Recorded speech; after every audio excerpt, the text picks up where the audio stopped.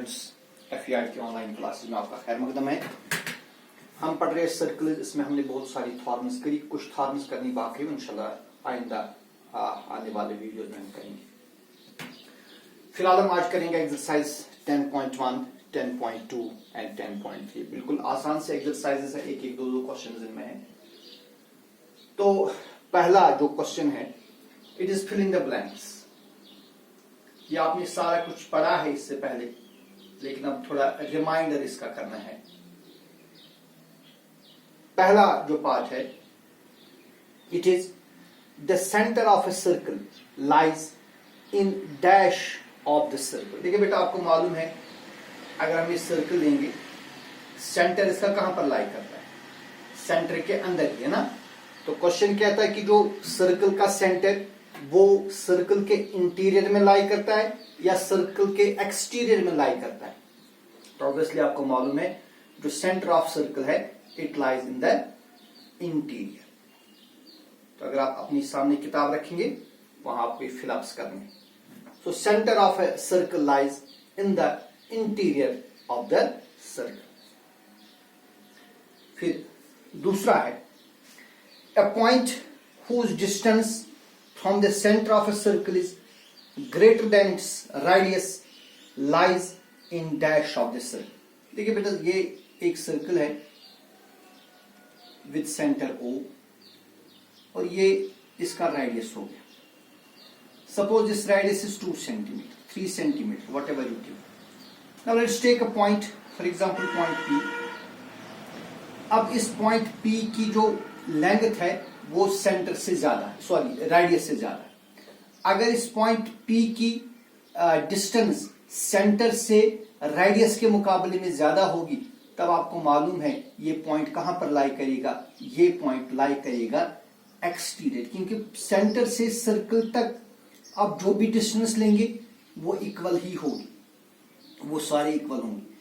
अब अगर लेनी है हमें कि वो डिस्टेंस रेडियस से ज्यादा होनी चाहिए, तो फिर वो पॉइंट ऑब्वियसली कहां पर लाई करेगा? Exterior. That will lie in the exterior. अच्छा, अब अगर किसी पॉइंट की डिस्टेंस रेडियस से कम है, मानिए ये रेडियस है और कोई पॉइंट हम लेंगे यहां पर पॉइंट P, और इसकी जो लेंथ है वो रेडियस से कम है, तब ये पॉइंट कहां लाई करेगा? तब ये इंटीरियर में लाई करेगी। तो अगर रेडियस से ज्यादा डिस्टेंस होगी तब एक्सटीरियर में लाई करेगा, और अगर रेडियस से कम डिस्टेंस हुई, डिस्टेंस कहेंगे length, not distance but length. So any point which is whose distance from the center is more than the radius, वो पॉइंट लाई करेगा एक्सटीरियर में, और जिस पॉइंट की डिस्टेंस सेंटर से रेडियस के मुकाबले में कम होगी वो पॉइंट लाई करेगा इंटीरियर में। फिर third part, the longest chord of a circle is dash. जो सर्कल का सबसे बड़ा कॉर्ड, देखिए सर्कल में हम बहुत सारे कॉर्ड्स ड्रा कर सकते हैं ना, लेकिन इन कॉर्ड्स में जो सबसे बड़ा कॉर्ड होता है उसको हम क्या बोलते हैं? उसको हम बोलते हैं डायमीटर। तो longest chord of a circle is diameter. An arc is a dash when its end points are the ends of diameter। देखिए बेटा, एक आर्क लेंगे, सपोज इस आर्क और इसका ये एंड पॉइंट और ये एंड पॉइंट, अगर ये एंड पॉइंट्स लाई करेंगे डायमीटर पर, अगर इस आर्क के एंड पॉइंट्स कहां लाई करेंगे? डायमीटर पर, तब हम इस आर्क को बोलते हैं सेमी सर्कल। क्या बोलते हैं? तब इस आर्क को हम बोलते हैं सेमी सर्कल। ठीक है। फिर है next, segment of a circle is the region between an arc and A dash of the circle. देखिए बेटा, इससे पहले आपने पढ़ा है सेगमेंट किसको हम बोलते हैं। अगर ये सर्कल है, इसमें आप एक कॉर्ड लीजिए, कॉर्ड AB, तो ये जो रीजन है between chord and its corresponding arc, इस आर्क, इसको हम बोलते हैं सेगमेंट, है ना। तो फिर हमने कहा था कि जो छोटा सेगमेंट होगा इसको बोलते हैं माइनर सेगमेंट। ये भी सेगमेंट, और ये जो ये वाला हिस्सा है ये भी सेगमेंट है, लेकिन ये है मेजर सेगमेंट।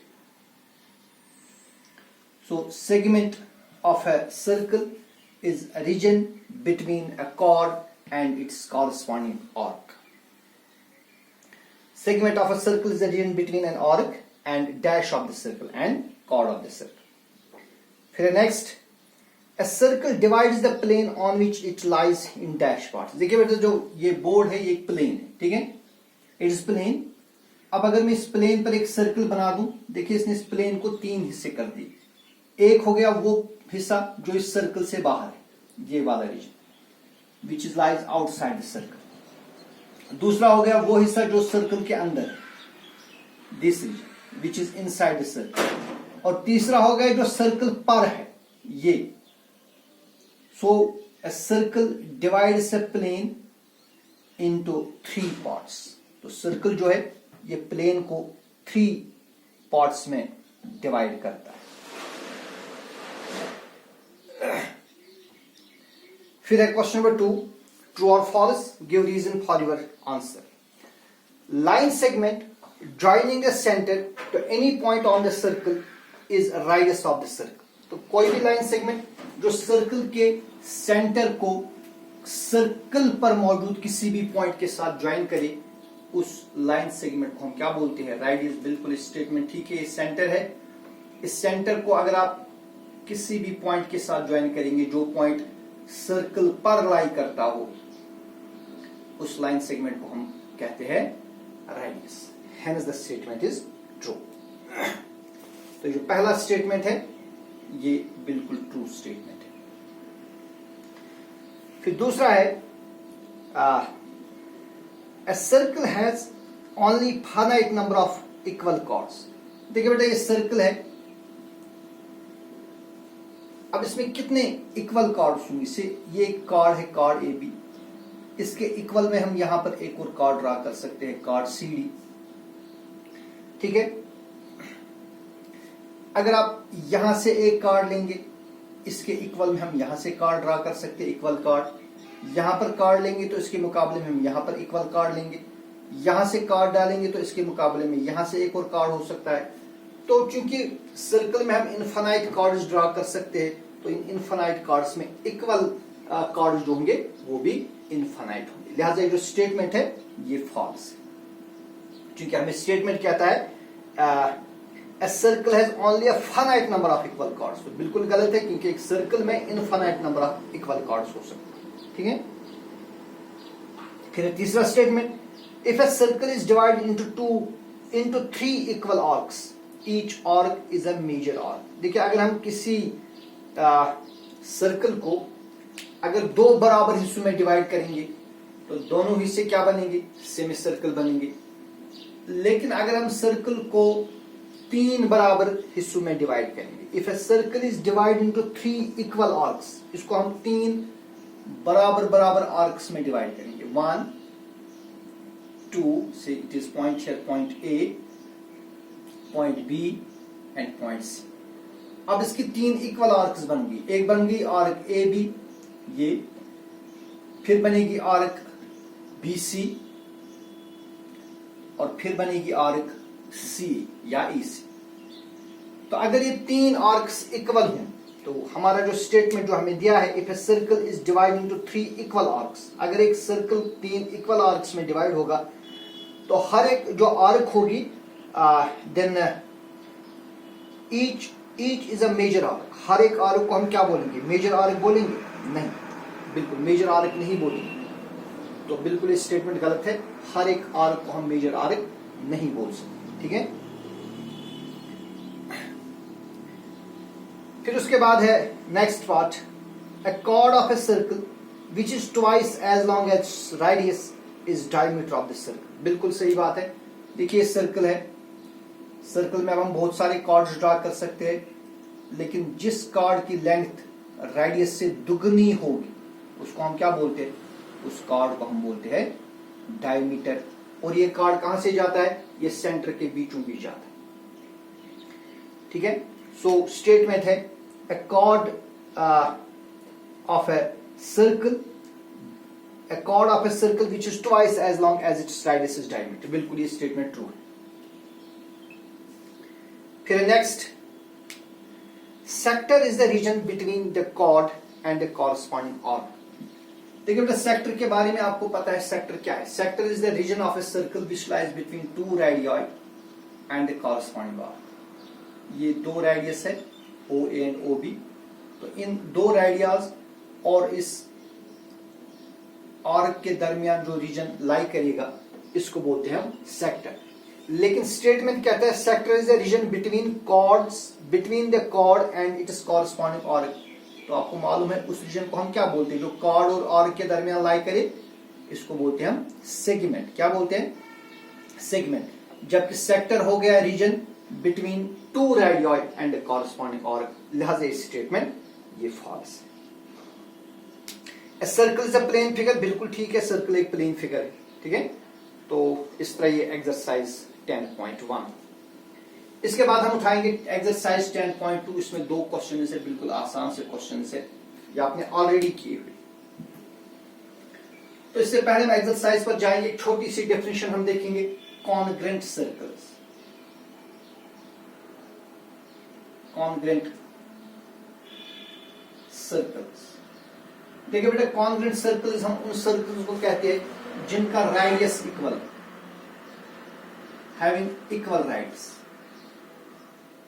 ठीक है। ये मानिए एक सर्कल है, a circle with centre 5 centimetre, sorry radius 5 centimetre. Let's take a circle with radius 5 centimetre. और फिर एक और सर्कल लेंगे, उसका सेंटर तो अलग होगा, अगर यहां पर सेंटर ओ है, यहां सेंटर ओ डैश है, लेकिन रेडियस सेम है 5 centimetre.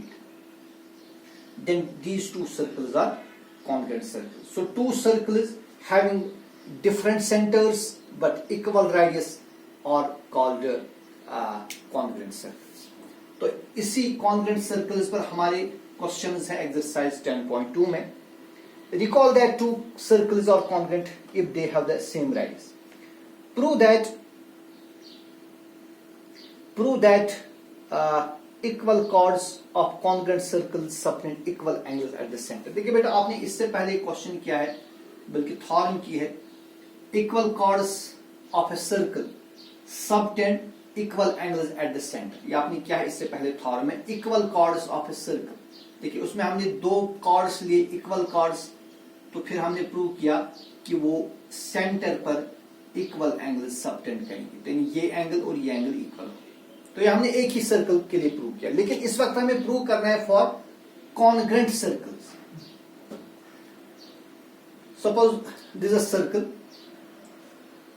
With centre O and radius R, ये थोड़ा बड़ा बन गया। Suppose this a circle with centre O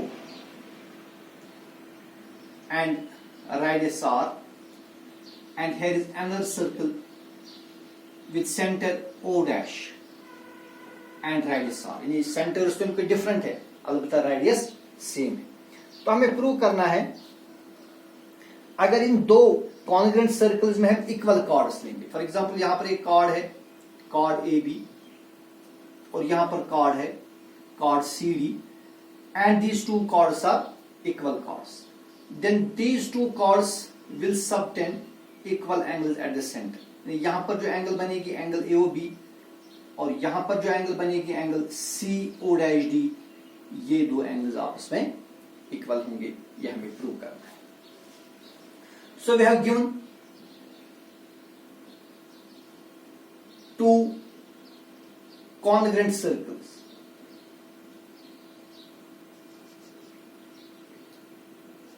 with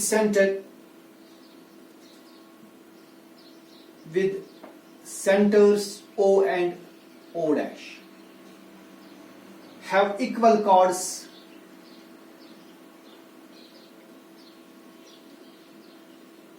A, B and C। तो दो कॉन्ग्रेंट सर्कल्स है, उनके centres O and O dash है, और इन दोनों में इक्वल कॉर्ड्स है। यहां पर कॉर्ड ए बी और कॉर्ड सी डी आपस में इक्वल है। We have to prove that कि ये जो सेंटर पर एंगल्स बनाए, एंगल ए ओ बी, ये एंगल बराबर होगी angle C O dash D, ये एंगल और ये एंगल आपस में इक्वल होंगे। बिल्कुल आसान सा प्रूफ है इसका। देखिए हमारे पास अब दो ट्रायंगल्स हैं, तो इन ट्रायंगल एक है हमारे पास ट्रायंगल AOB और दूसरी है ट्रायंगल CO'B। ये ट्रायंगल और ये ट्रायंगल। देखिए इन दो ट्रायंगल में क्या है। नंबर वन ट्रायंगल AOB का साइड OA ट्रायंगल CO' के साइड O'C के बराबर हो। OA O'C के बराबर होगा। क्यों? क्योंकि बेटे जो दो सर्कल्स है ये आपस में कॉन्ग्रेंट है। कॉन्ग्रेंट सर्कल्स आपको मालूम है इनका रेडियस सेम होगा, ना। तो they are radii of congruent circles. These are radii of congruent circles, ठीक है ना। फिर इसी तरह जो ट्रायंगल AOB का साइड OB है, ये साइड OB किसके बराबर है? ये O'D के बराबर होगा। इसका भी सेम रीजन है because these are radii of the congruent circles. और तीसरी चीज जो है ट्रायंगल AOB का साइड AB ये ट्रायंगल CO'D के CD के बराबर है। ABCD के बराबर है because we have given that the chords are equal. These are equal, it is given condition.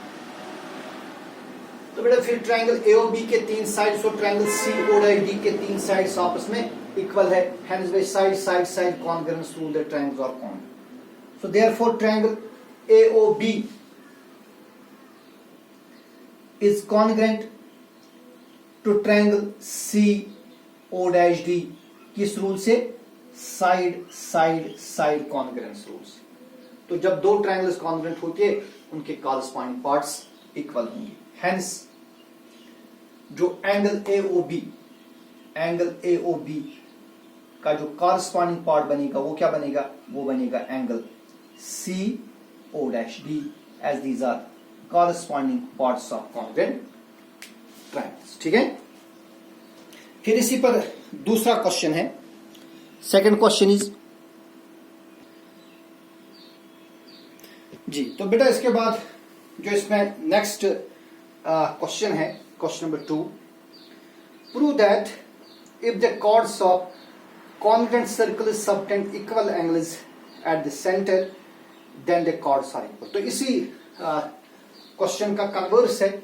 इसका भी कन्वर्स अपने थॉर्म में क्या है, लेकिन एक ही सर्कल के लिए। यहां पर हमें दो कॉन्ग्रुएंट सर्कल्स के लिए वही थॉर्म प्रूव करनी है, जो कि इस एक्सरसाइज का दूसरा क्वेश्चन। और क्वेश्चन है prove that if chords of congruent circle subtend equal angles at the center। देखिए इस वक्त ये एंगल्स जो है एंगल AOB और एंगल CO'D ये एंगल्स इक्वल है। तो हमें प्रूव करना है कि जो कॉर्ड AB और कॉर्ड CD ये भी आपस में इक्वल होंगे। तो गिवन है two congruent circles.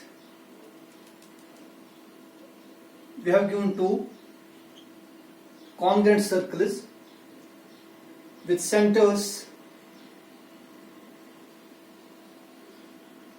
O and O dash in which chords AB and CD subtend equal angles at the center।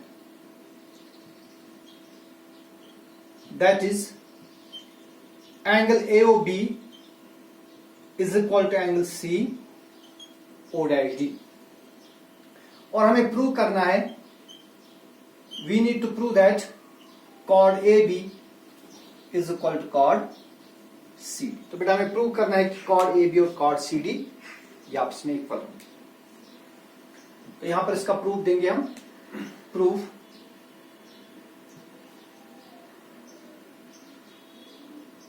देखिए दो ट्रायंगल्स हैं। In triangle AOB and triangle CO'D। एक है ट्रायंगल AOB, दूसरी है ट्रायंगल CO'D। तो इन दो ट्रायंगल्स में क्या है? नंबर 1 ट्रायंगल AOB का साइड OA, ये वाला साइड, ये ट्रायंगल COD के साइड O'C के बराबर हो। O'c क्यों बराबर है? Because they are radii of congruent circles. They are radii of congruent circles. फिर जो एंगल AOB है, angle AOB of triangle AOB is equal to angle CO'D of triangle CO'D. तो ये वाली एंगल और ये वाली एंगल इक्वल है. क्यों इक्वल है? गिवन कंडीशन है because we have given that the chords AB and CD subtend equal angles at the centre. ठीक है. और नंबर थर्ड, जो ट्रायंगल AOB का साइड OB यानी ये वाला साइड ये O'D के बराबर, it is equal to O'D. क्यों बराबर है? Because they are radii of congruent circles. तो बेटा फिर क्या हो गया कि इस ट्रायंगल के दो साइड्स और इंक्लूडेड एंगल और इस ट्रायंगल के दो साइड्स और इंक्लूडेड एंगल आपस में इक्वल है. Hence by side angle side congruence rule the triangles are congruent. So therefore triangle AOB is congruent to triangle CO'D. किस रूल से? by side angle side congruence. तो आपको मालूम है जब ट्रायंगल्स कॉन्ग्रुएंट होती है उनके कॉरस्पॉन्डिंग पार्ट्स क्या होंगे? इक्वल. तो अगर हम यहां से A और B उठाएंगे तो AB का जो कॉरस्पॉन्डिंग पार्ट वो क्या बनेगा? वो बनेगा CD. Hence AB is equal to C. इसके बाद नेक्स्ट एक्सरसाइज है एक्सरसाइज 10.3. इसमें भी कुछ मुख्तसर से क्वेश्चंस है. इसमें जो पहला क्वेश्चन है वो है draw different pairs of circles. देखिए बेटा हमें कुछ सर्कल्स ड्रॉ करने हैं तो फिर हमें बताना है कि इन सर्कल्स में कितने पॉइंट्स कॉमन है. What is the maximum number of common points. देखिए मैं एक सर्कल बल्कि दो सर्कल्स में ड्रॉ करूंगा, पेयर ऑफ सर्कल्स. यहां मैं एक और पेयर ड्रॉ करूंगा और यहां पर हम एक और पेयर ड्रॉ करें. So these are three different pairs of circles. तो पहले केस में आप देखिए इन दो सर्कल्स में कोई भी पॉइंट कॉमन नहीं. यहां इन दो सर्कल्स में एक पॉइंट कॉमन है और यहां पर दो पॉइंट्स कॉमन. तो क्वेश्चन कहता है what is the maximum number of common points. यहां पर कॉमन पॉइंट कोई भी नहीं है, यहां पर maximum number of common points 1 है और यहां पर maximum number of common points 2 है. So two circles can have at the most 2 common points. ज्यादा से ज्यादा 2 पॉइंट्स कॉमन हो सकते हैं दो सर्कल. ठीक है. तो यही पहला क्वेश्चन है, इसमें कुछ ज्यादा नहीं करना है. फिर है क्वेश्चन नंबर 2.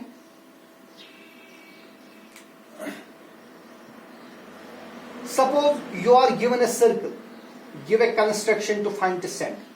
देखिए बेटा यूजुअली आप जब आप सर्कल ड्रा करते हैं ना, आप किससे करते हैं? कंपास से. जब आप कंपास से सर्कल ड्रा करते हैं तो आपको पहले से ही इसका सेंटर मालूम होता है. जहां पर आप कंपास की नीडल रखते हैं वही इसका सेंटर बन गया. नाउ सपोज आपने एक सर्कल बनाया यूजिंग अ बैंगल. आपने कोई बैंगल ली या आपने कोई कप लिया, कोई बाउल ली, आपने उससे एक सर्कल बना दिया. तो उस सर्कल का सेंटर आप कैसे मालूम करेंगे? ठीक है ना. सपोज आपने एक सर्कल बना दिया यूजिंग ए बिग बाउल. आपने एक बड़ा सा कप लिया, बड़ी सी कोई बाउल ली, उसको आप अपने कागज पर रखा, पेज पर रखा, फिर उसकी बाउंड्री मार की तो आपको सर्कल बन गया. अब इस सर्कल का आपको सेंटर निकालना है. तो कैसे निकालेंगे? देखिए क्या करना है. आपको इस सर्कल पर 3 पॉइंट्स लोकेट करने. Take any 3 points on this circle. Locate 3 points जहां पर आपकी मर्जी से. फॉर एग्जांपल 3 पॉइंट मैंने लिए A, B और C. देखिए बिल्कुल आसान है. 3 पॉइंट्स आपको लेने हैं, पॉइंट A, पॉइंट B और पॉइंट C. तो इन पॉइंट्स को हम ज्वाइन कर देंगे. Let us join these points. पहले A और B को ज्वाइन कर देंगे, फिर B, C को ज्वाइन कर देंगे.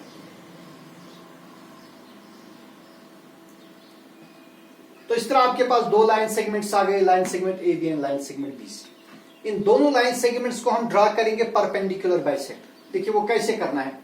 You have to take centre A. आप अपना कंपास उठाएंगे, ज्योमेट्री बॉक्स से आप कंपास निकालेंगे, उसमें पेंसिल आप फिट करेंगे. तो ए पर आप सेंटर रखेंगे, कंपास की नीडल कहां रखेंगे? ए पर. और जो रेडियस है, रेडियस लेंगे ए बी के हाफ से ज्यादा. ठीक है ना. आप एक आर्क यहां से देंगे और फिर एक आर्क यहां से, ठीक है। आपने यहां से एक आर्क मार्क करी और यहां से आपने एक आर्क दी। तो without changing the radius change नहीं करना है। अब आप बी पर सेंटर रखेंगे। Now take B centre and same radius, इस आर्क के ऊपर एक आर्क दीजिए और इसके ऊपर भी आप एक आर्क दीजिए। इन दो पॉइंट्स को आप ज्वाइन करेंगे इन डॉटेड लाइंस।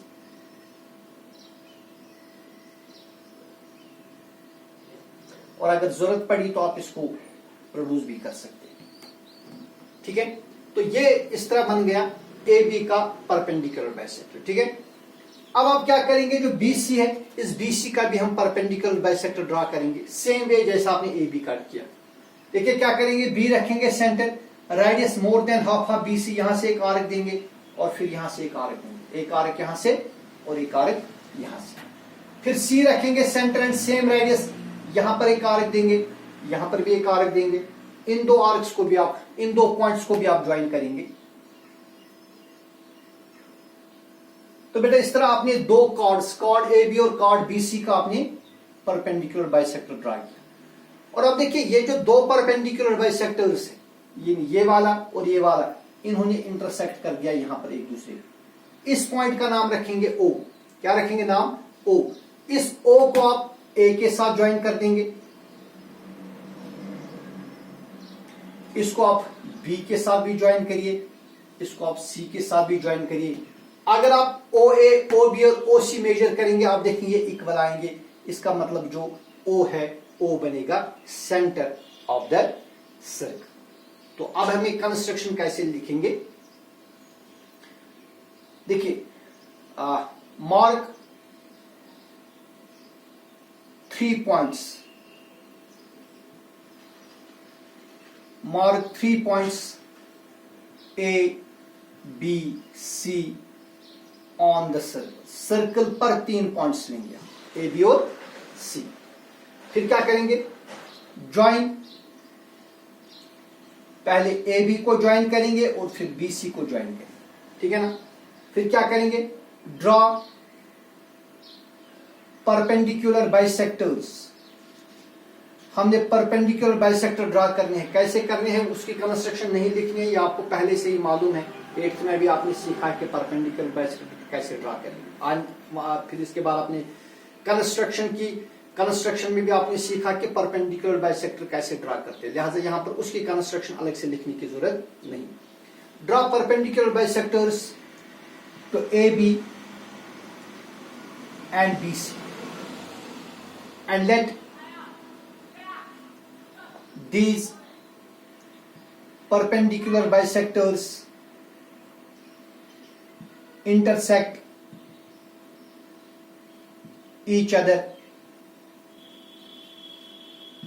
at O, ठीक है। तो यही O जो है ये इस सर्कल का सेंटर बनेगा। therefore O is the center of the circle। तो बेटा इस सर्कल का जो सेंटर बनेगा वो यही O बनेगा, ठीक है। इसके बाद इसमें तीसरा क्वेश्चन है, if two circles intersect at 2 points. अब अगर एक सर्कल के जो है, बल्कि सॉरी, अगर दो सर्कल्स है ये आपस में इंटरसेक्ट कर रहे हैं 2 पॉइंट्स पर, तो क्वेश्चन है इफ टू सर्कल्स, देखिए 2 सर्कल्स है, ये एक सर्कल है और ये दूसरा सर्कल है। इस सर्कल का सेंटर है O, इस सर्कल का सेंटर है O डैश, और ये 2 पॉइंट्स पर इंटरसेक्ट कर रहे हैं यहां पर से, for example point A and point B, ठीक है। Prove that there centres lie on the perpendicular bisector of the common chord. देखिए कार्ड है, कार्ड AB, ये दोनों सर्कल्स का कार्ड है। ये जो AB है ये इस सर्कल का भी कार्ड है और ये इस सर्कल का भी कार्ड है। तो हमें प्रूव करना है कि अगर इस कॉर्ड को हम ड्रा करेंगे perpendicular bisector, if you draw perpendicular bisector to this chord, then this perpendicular bisector जो है ये कहां पर लाई करेगा, ये सॉरी जो सेंटर्स है ना, ये सेंटर्स इस AB के परपेंडिकुलर बाइसेक्टर पर लाई करेंगे, ठीक है। ये हमारे पास क्वेश्चन है।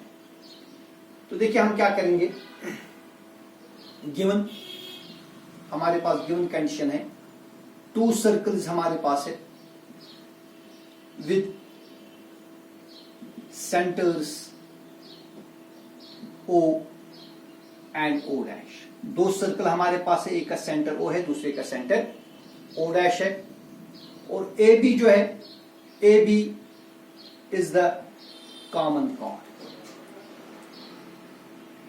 दोनों सर्कल्स का एक कॉर्ड है, कॉर्ड AB.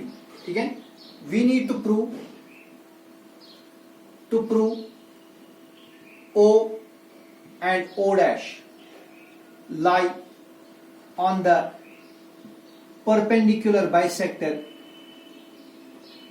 of AB. तो इसमें हम कंस्ट्रक्शन करेंगे. देखिए क्या करेंगे, OA ज्वाइन करेंगे, OB ज्वाइन करेंगे, O dash A ज्वाइन करेंगे, O dash B ज्वाइन करेंगे. So we join OA, OB, O dash A, O dash B, इनको हम करेंगे join. So we join OA, OB, O dash A and O dash B. तो बेटा यहां पर देखिए इस पॉइंट पर इसका कुछ नाम रखेंगे, जैसे फॉर एग्जांपल पॉइंट C, इसका नाम रखेंगे. ठीक है. इसके बाद हम देंगे प्रूफ. आसान सा प्रूफ है. देखिए दो ट्रायंगल्स लेंगे. पहले लेंगे triangle A O O dash and triangle B O O dash. तो हम दो ट्रायंगल्स लेंगे. एक हम लेंगे triangle OA O dash. In triangle OA O dash जो ऊपर बन रही है, OA O dash ये वाली triangle, and triangle OB O dash, OB O dash. देखिए इन दो ट्रायंगल्स में क्या है. We have triangle OA O dash में जो साइड OA है, ये वाला साइड OA, ये बेटा इस साइड OB के बराबर होगा. OB is equal to OA is equal to OB, क्योंकि ये एक ही सर्कल के दो radius, because they are radii of a same circle. ठीक है. फिर इसी तरह देखिए जो ट्रायंगल OA O dash है, इसका साइड O dash है, ये वाला O dash है, ये किसके बराबर होगा? It will be equal to O dash B. इसका भी सेम रीजन है, because they are radii of same circle. और नंबर थर्ड जो O dash है, ये दोनों ट्रायंगल्स का साइड है. O dash is equal to O dash, ये कॉमन है. तो फिर क्या हो गया कि ट्रायंगल OA O dash के तीन side triangle OB O dash के तीन साइड आपस में इक्वल है. Hence by side congruence rule the two triangles are congruent. So therefore triangle OA O dash is congruent to triangle OB O dash. तो बेटे एक कॉन्ग्रेंट, जब एक कॉन्ग्रेंट होंगे इनके कॉरस्पॉन्डिंग पार्ट्स इक्वल होंगे. कौन कौन सा पार्ट? ये वाली angle AO O dash means this angle, ये ट्रायंगल OA O dash का ये एंगल और ट्रायंगल OB O dash का ये एंगल, ये आपस में इक्वल होंगे. या ये दो एंगल्स ये भी आपस में इक्वल होंगे. ठीक है. तो अब इनको नहीं लेंगे, हम इन दो को लेंगे. अब इन दो को भी ले सकते हैं. से इसका नाम मैं रखूंगा एंगल 1, इसका नाम रखेंगे एंगल 2. सो हेंस जब ट्रायंगल कॉन्ग्रुएंट है तो कॉरस्पॉन्डिंग पार्ट्स इक्वल होंगे. इन पर्टिकुलर जो एंगल 1 और एंगल 2 ये आपस में इक्वल होंगे. These are corresponding parts of congruent triangles. ठीक है. अब हम मजीद दो ट्रायंगल्स लेंगे. अब लेंगे triangle AOC. Again in triangle AOC and triangle BOC. अब देखिए इन दो ट्रायंगल्स में क्या है. ट्रायंगल AOC और ट्रायंगल BOC, इन दो ट्रायंगल्स में क्या है? So we have in the two triangles. Triangle AOC में साइड OA, ट्रायंगल AOC का साइड OA और ट्रायंगल BOC का साइड OB, ये आपस में इक्वल है, क्योंकि एक ही सर्कल के दो रेडियाई, रेडियाई ऑफ है सेम सर्कल. ठीक है ना. फिर ट्रायंगल AOC में एक एंगल है एंगल 1, और ट्रायंगल बीओसी में एक एंगल है एंगल 2 और एंगल 1 और एंगल 2 आपस में इक्वल है, ये हमने यहां पर प्रूव कर दिया, angle 1 is equal to angle 2 prove. ठीक है, और फिर क्या होगा, इसी तरह जो OC है ये दोनों ट्रायंगल्स का साइड है, OC is the side of both the triangles, OC is equal to OC, it is common. तो फिर ट्रायंगल AOC और ट्रायंगल BOC में AOC के दो साइड्स और इंक्लूडेड एंगल ट्रायंगल BOC के दो साइड्स और इंक्लूडेड एंगल आपस में इक्वल है, hence by side angle side congruence rule triangles are congruent. So therefore, triangle AOC is congruent to triangle BOC by side angle side congruence rule. तो बेटा जब ये दो ट्रायंगल्स कॉन्ग्रुएंट होंगे इनके भी कॉरस्पॉन्डिंग पार्ट्स इक्वल होंगे, तो फिर क्या होगा, ट्रायंगल OAC का angle ACO, hence angle ACO इसका कॉरस्पॉन्डिंग एंगल क्या बनेगा, BCO। ACO is equal to BC, hence angle ACO is equal to angle BCO। लेकिन अगर आप देखेंगे ये कौन सी एंगल्स है, ये लीनियर पेयर एंगल्स है, लिहाजा इनका सम कितना होगा 180, but these are linear pair angles, therefore angle ACO plus angle BCO इनका सम कितना होगा 180 डिग्री, क्योंकि लीनियर पेयर एंगल्स का सम कितना होता है 180। दिस इंप्लाइज एंगल ACO, अब BCO भी ACO के बराबर है, तो हम दोबारा से लिखेंगे ACO is equal to 180, ACO plus AC हो गया ट्वाइस एंगल ACO, 180 के बदले लिखेंगे 2 into 90, 2 into 90 is 180, 2 कैंसिल होगा। This implies angle ACO is equal to 90 degree. तो बेटा एंगल ACO यानी ये वाला एंगल जो है ये 90 डिग्री है। जब ये 90 डिग्री है इसका क्या मतलब हो गया, इसका मतलब हो गया OC और OC is perpendicular to AB. This implies OC is perpendicular to AB. अब सिमिलरली हम प्रूव कर सकते हैं, similarly same reason same steps, जो OC है OC is perpendicular to AB।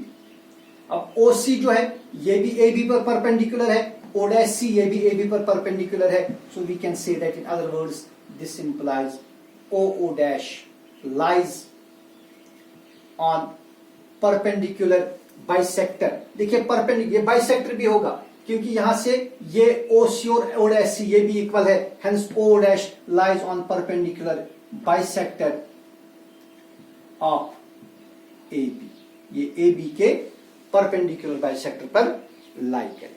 ठीक है, तो इस तरह से हमने एक्सरसाइज 10.1, 10.2 और 10.3 की। इंशाल्लाह कल से हम उठाएंगे एक्सरसाइज 10.4। वस्सलाम।